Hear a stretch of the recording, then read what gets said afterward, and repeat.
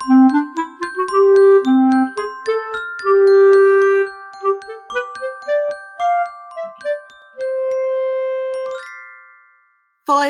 chuig an seminar gréisián seo a leanan as seminar gréisián Léargas níos luatha an Cigireachta Oideachas sna Luathbhlianta. Gheofar sa seminar gréisián seo Léargas an gcuí a ndéantar do Thuairisc Cigireachta Oideachas sna Luathbhlianta a phróiseáil lena Foilsiú, na céimeanna sa próiseas foilsitheoireachta, agus conas is féidir le freagart do Thuairisc Cigireachta Oideachas sna Luathbhlianta. Multar dit fécant an seminar gréisián Léargas an Cigireachta Oideachas sna Luathbhlianta, so le bhécant tú an seminar gréisián seo. Mar is óldad, sé aim na Cigireachtaí Oideachas sna Luathbhlianta, cáilíocht ina Oideachas na Luathbhlianta a dhearbhú, agus takeú le Foilsiú trí rangpháirtíocht chomhghairmiúil bheasú. Mar a luachchanna, so láithríonn an seminar gréisián Cigireachta Oideachas sna Luathbhlianta, fáisnéis faoir Cigireachtaí a dhéanann Cigireachta Oideachas, I suíomhanna Luath-Abhalam agus Luath-Chúram. Tá Cigireachtaí Oideachas sna Luathbhliantatha bunaithe chreat cáilíochta atá bunaithe Principal Aistear, an chreat Curriculum Luath-Óige, agus síolta an chreat náisiúnta cáilíochta de Oideachas Luath-Óige, chomh le taighde náisiúnta agus idirnáisiúnta a bhaineann le Oideachas agus Chúram na Luathbhlianta. Bhí an taol bunaithe láideachtaí agus úsáidtear chun fáisnéis, chomhairle agus tacaíocht bheastóireachta a thóláthair maidir leis an soláthar Oideachas I do thaobh.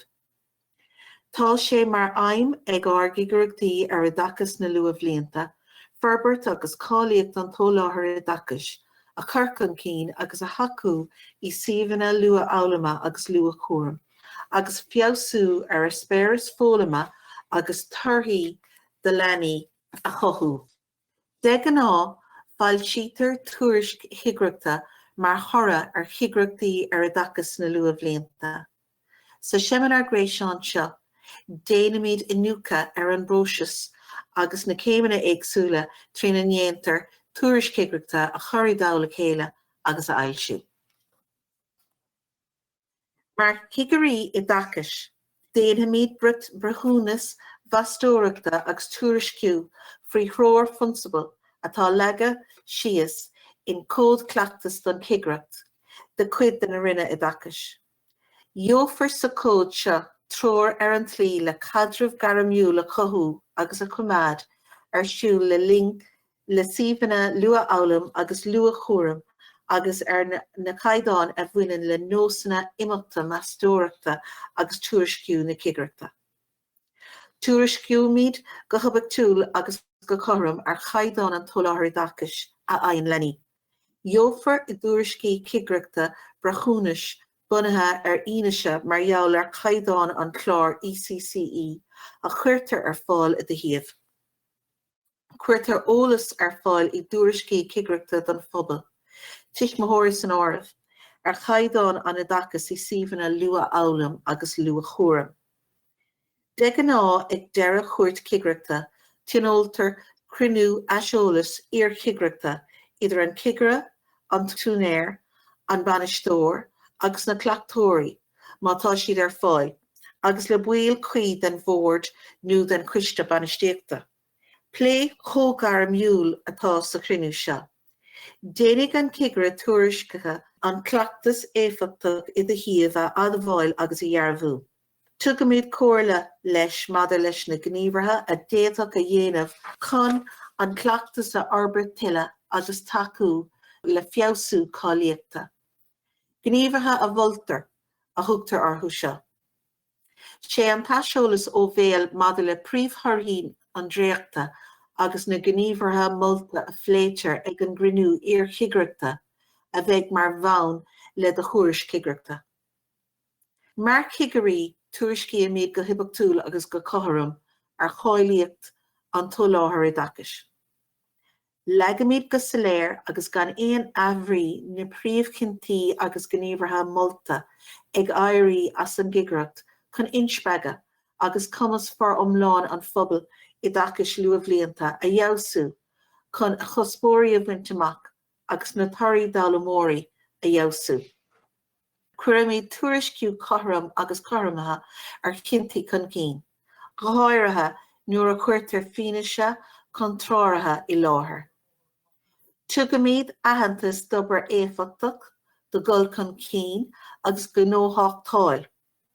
So láthramid cóirla ar bhealach taciúil agus cuideachach agus cuireadh gníomhartha molta i láthair atá deartha chun taciúil le suíomhanna luath-eolama agus luath-chóirim chun úsáid a bhaint as ar grat gáilíochta.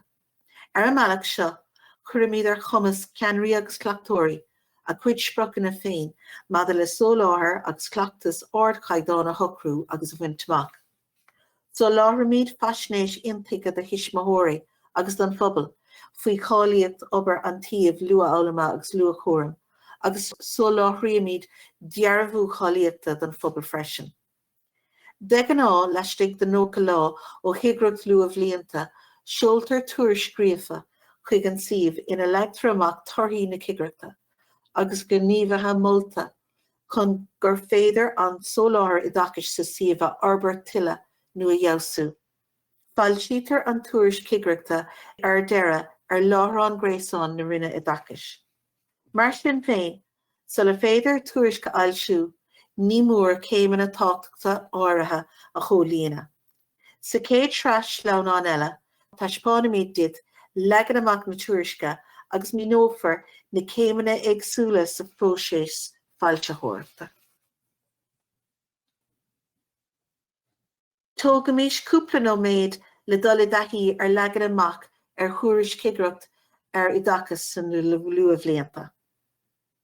Ar leathanna clúdaigh do Thuairisce Cigireachta ar Oideachas sna Luathbhlianta, gheofar ainm agus seoladh de thaobh Cigireachta ar Oideachas sna Luathbhlianta. Iver an rainn leanaí chomh-ionanis mhíchruinneas lán-pháirtíochta agus óige de thaobh agus dáta na Cigireachta.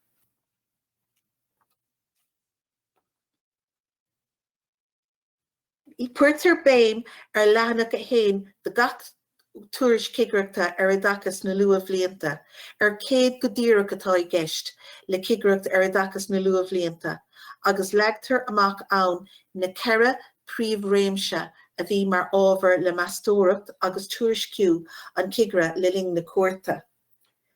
Tugann sé tróréigean dit ar an slí le do Thuairisc a léamh. De gná feictear an méid seo a leanais ar leathannig go dó go a chuaig de do Thuairisc Cigireachta. Tábla gearr ina leagtar amach na gníomhaíochaí a rinne an Cigire le ling na cuairte ar do thaobh. De gná cuimsíonn siad seo cruinnithe, breithnóireacht ar thimpeachtaí fólama, córáite le cleachtóirí agus leanaí, agus athbhreithniú ar an doiciméadú atála ar fáil. Ina dhéag sin, tugtar cuirsíos gearr ar chomhthéacs de thaobh. Déadach faisnéis mar bhéad agus láidir de thaobh a bheits an áireamh anseo, cibé an suíomh príomháideach nó poblé, lá iomlán nó seisiúnach agus céiméad leanamh agus cleachtóir a bhí láthair le ling na Cigireachta. A haníonn an rainn Oideachas gúil tionachar a bheith ag tosca ar nós méid, suíomh, cúnsí soch ach méacha, sain riachtanas leanaí agus an tacaíocht a heastaí nua ar thóláthair agus ar cleachtas an taobh. A níimiad mar cigirí na tosca seo agus cuireadh cóthéacs ar le gach suíomh luath-eolama agus luath-chóirim san áireamh agus meastóireacht á dhéanamh going. An céad rud eile ná cinnti na Cigireachtaí agus éon gníomhartha a bhultar a chur i láthair agus ach miú faoi ceithre réimse ginearálta de creat cáilíochta na rinne Oideachas de Cigireachtaí ar Oideachas sna Luathbhlianta. Réimse a héin, féachtar ar cháilíocht an cóthéacs chun taciú le fólam agus forbairt leanaí. Réimse a dó, féachtar ar cháilíocht na próiseas atá ann chun taciú le fólam agus forbairt leanaí. Réimse a trí, scrúdítear cáilíocht spéirs fólama agus gnóthachtáil leanaí, agus réimse chathair dírítar ar cháilíocht na bainistíochta agus na Cigireachta i dtaca leis an bhólam. Deirimiad go soiléir sa céad líne de gach ceann de na príomhréimsí cad é le bhéal na cáilíochta. Bheadh sí sin pléite a going leat ag an gcruinniú Cigireachta. Cúig le bhéal atá sa contanam cáilíochta ósáideann na Cigirí sa réan ó arósca, anamha, ma, measartha agus lag. Ansin, leagamíd amach go soiléir agus gan éon abhrí príomhtharthaí na Cigireachta faoi gach ceann de na ceithre réimse. Beidh éon gníomhartha molta pléite a going leat ag an gcruinniú Cigireachta. Tá siad ceappa le takeú leat chun úsáid a bhaint as an gcrath cáilíochta agus cuireann siad tróir háchtach ar fáil le gur féidir le híomh fiosú leanúnach a dhéanamh ar cháilíocht.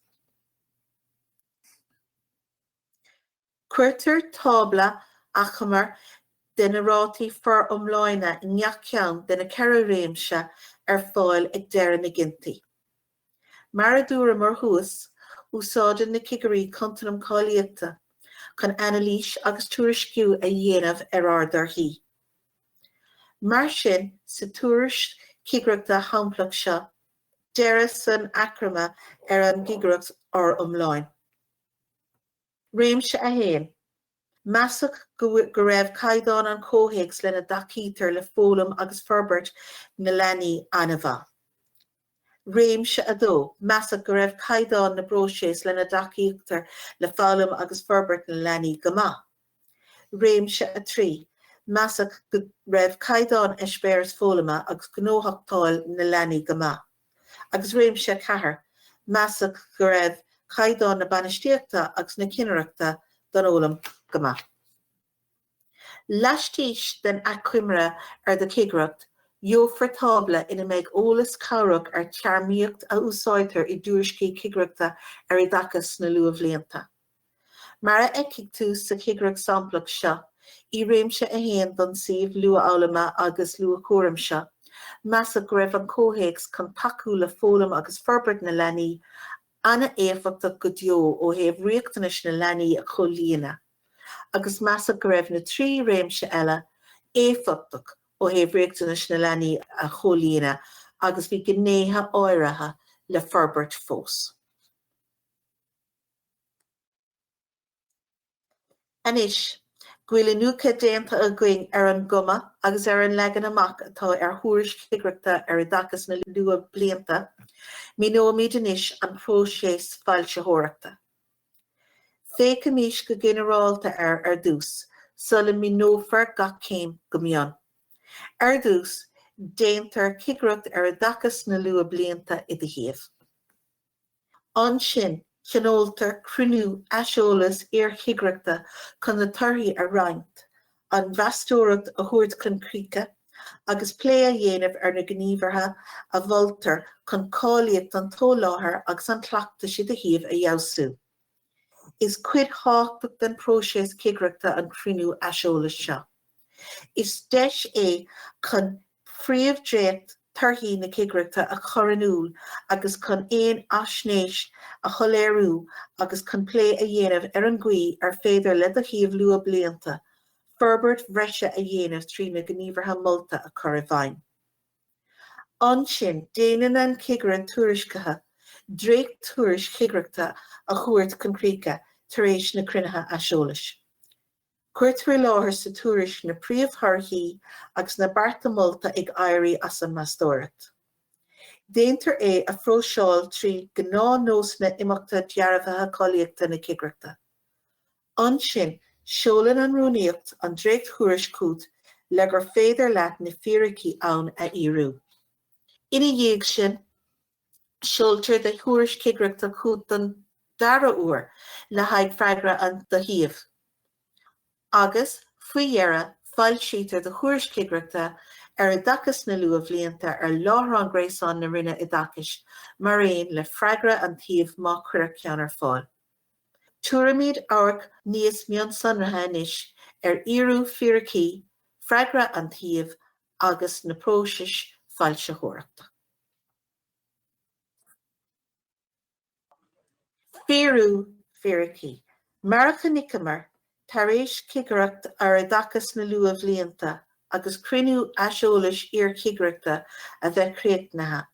Scríbann an Cigre dréacht thuairisc Cigireachta ina leagtar amach, príomhtharthaí agus gníomhartha molta na mastóireachta. Déantar an dréacht thuairisc seo a phróiseáil le trí nósanna imeachta dearmhaithe cáiliíochta na Cigireachta. Cuireann an Cigre Thuairisce an dréacht thuairisc ar aghaidh chuig Cigireachta lena corann agar. Ansin cuirtear an tuairisc ar aghaidh chuig príomhchigreachúnta le hafra nó agus ansin seoltar í chuig do thaobh I riamh fost. Iarfar ort le ling na Cigireachta anam theagmhálaí do thaobh a dhearbhú. Déadach gurb an teagmhálaí anamnatha an túnéir an banistóir nó anadí den bhord nó den chiste banistíochta.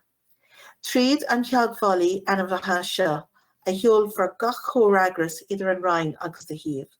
Sheoladh rúnaíocht na Cigireachta dréacht thuairisc Cigireachta do thaobh I riamh fost chuig an teagmhálaí anamnatha. Ina theannta sin, gheobhaidh sé nó sí fuirim fíoratha fíorachaí le cólanú. Is faoin teagmhálaí anamnatha atá séanis iad a dhearú ar aon ráta sa tuairisc Cigireachta ar Oideachas sna Luathbhlianta a bheasann siad a bheith arádach ó thaobh fíorachaíde.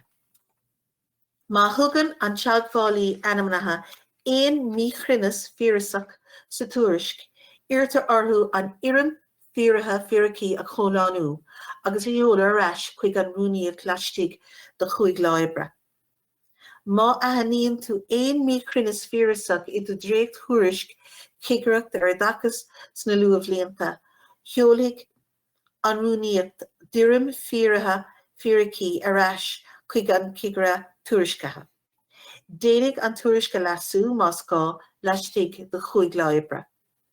Muna bhreagraíonn do teagmhálaí anamnatha an riamh fost seo mar gheall ar iarú iarrachaí laistigh do chuaigh láibre, ghlacfar leis, ghuill tú sásta, ghuill an tuairisc crainn ó thaobh fíorachaíde. Olibhítear an tuairisc an sin do Freagra an thaobh.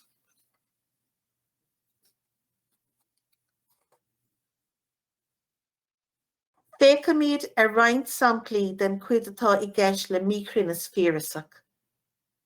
Sé hala an bhán éire seoladh mar réamhscoile agus ní teach an bhán éire. Deirtear sa tuairisc go bhfuil páiste is fiche I láthair ar lá na Cigireachta.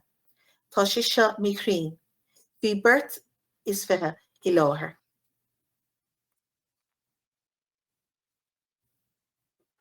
Olibhítear tuairisc chríochnaithe tar éis na fíorachaí I do dreacht tuairisce éirú trí próiseas fíoratha. Síon an rúnaíocht an tuairisc chríochnaithe arís trí riamh fost, chuig an teagmhálaí anamnatha I do thaobh le haghaidh Freagra an thaobh. Multe go láidir an tuairisc dhearg seo a roinnt le gach bail den bhanistíocht agus den iarrainn cha ghlacpóirt sa Cigireacht agus raibh buinteacha lé. Tugtar cuireadh an teagmhálaí anamnatha I do thaobh, fuirim Freagra an thaobh chomhlánú a cuirfear amach I riamh fost leis an tuairisc dhearg. Trí rá atá ann, A, B agus C, agus ní mór ceann amháin aránú. Rá a héin, dhlachan an túnéir nó an banistóir leis an tuairisc mar an tuairisc Cigireachta dhearg agus ní mian lé nó leis Freagra fíorasach a thabhairt ar an tuairisc. Rá B, dhlachan an túnéir nó banistóir leis an tuairisc mar an tuairisc Cigireachta dhearg agus is mian lé nó leis Freagra fíorasach a thabhairt ar an tuairisc. Éontaíonn an túnéir nó banistóir go gcuirfear an Freagra a cuirfear isteach san áireamh sa tuairisc mar agus sin. Cuirtear Freagra an túnéir nó an banistóra isteach thíos. Rá C, ní dhlachan an túnéir nó banistóir leis an tuairisc mar an tuairisc Cigireachta dhearg agus tá iarratas á dhéanamh a cith nuaige ar aithbhreith nó ar an Cigireacht de réir nósanna imeachta foilse na rinne Oideachais má de le hafra nó ar Cigireachtaí. Dénig an túnéir nó banisteoir iarad sa scríofa athbhreithniú a chur chuig ifig an phríomhchigre, nó tá sé sin déanta. Sé cospóir le Freagra a fháil ón suíomh. An gcéabdal síos chun deis a chuairt don suíomh Freagra a thuairt agus tráchtaí a dhéanamh a bhfuil sa Thuairisc. An daradal síos chun deis a thuairt don suíomh na gníomhartha atá déanta agat nó ceapatha aige a dhéanamh I le gach ceann de na gníomhartha bhultar sa Thuairisc a leagan amach. Ina measc seo bheadh pleananna le haghaidh féinmheastóireachta agus chun cáilíocht an toláthar agus an chleachtais a phleanáil agus a Foilsiú. I bhreagra ráin na héin, is féidir dod a thiamh trácht a dhéanamh a bhfuil sa Thuairisc.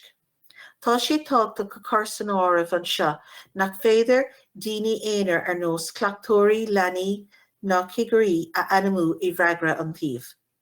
Ina cheanta sin ní féidir aon trácht ar an próiseas Cigireachta a dhéanamh I bhreagra an taobh. I bhreagra ráin bí, is féidir leis an taobh na gníomhartha atá déanta cheana nó atá beartaithe a leagan amach. Is minic a eicimí go ndéanann suíomhanna trácht ina bhreagra ar chleachtas féinmheastóireachta agus a bhacnamh. Atá I riamacha chun clann aontaithe gníomhaíochta a chur I bhfeidhm ina dhearófar ar na beartaithe tá moltathe sa Thuairisc Cigireachta Oideachas sna Luathbhlianta. Is féidir sa slí seo, iarda dhearú ar ghealtanas do thiamh chun cáilíocht a fhosú agus a dhearbhú a chuairt don phobal, gúil tú lán díre faoin Eispéireas luathbhachais ar chaighdeán de leanaí a chomhláthair. Mar a bhaightear Freagra ó shealghálaí animathe ar do thiamh agus mana bhaintear leas as rogha sí leis de sprioc réimse de lá.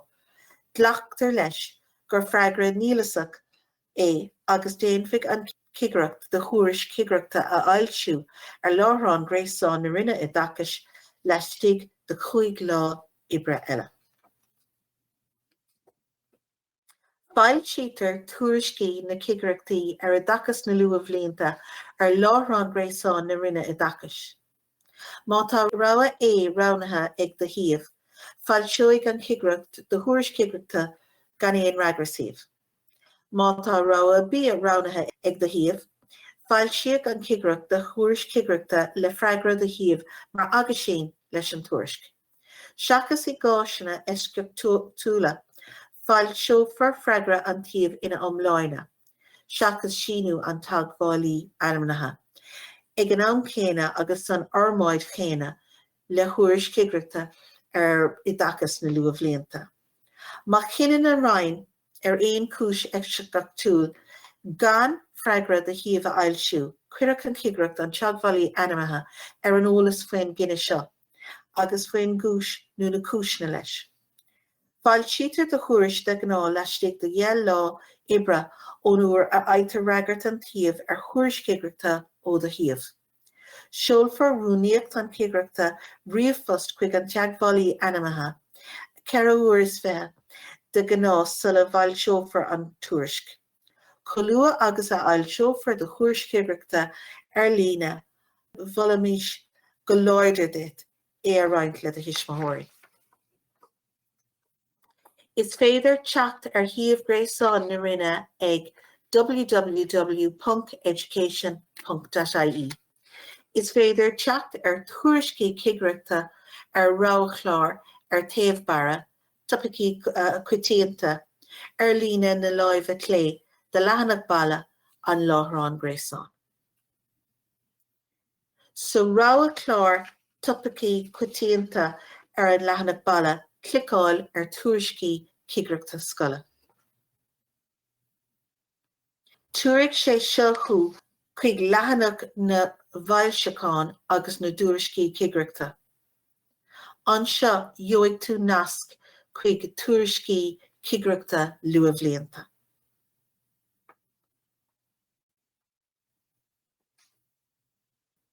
Tásúla going go mbeidh an méid a bhí sa seminar gréasáin seo úsáideach dit.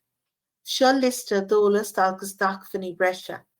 Rachfar chuig na hachfaní seo ach clicáil ar an nasc ábhartha híos.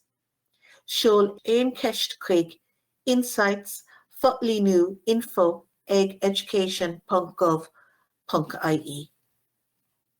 Gurb maith agat agus slán go fóill.